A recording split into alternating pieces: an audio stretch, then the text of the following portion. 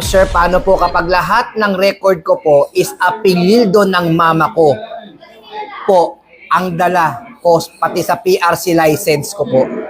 Apelyido ng mama niya, hindi ng tatay niya.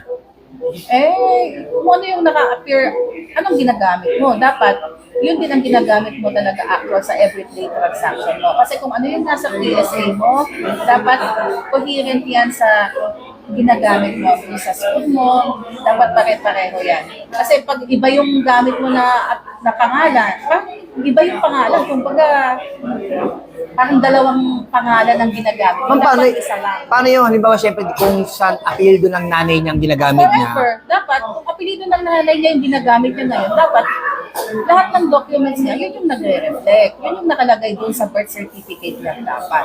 Kung paano, syempre, ilagay niya rin yung pangalan ng tatay. Dapat di ba tatay ang nakalagay na apelyido? Paano yun? Kasi Pwede may ba mga yun? time kasi na hindi siya ni-recognize ng father niya, kaya hindi siya nakapangalan sa tatay niya. Siguro nung mga unang panahon, si nanay gusto yung pangalan, apelido niya ang gagamitin.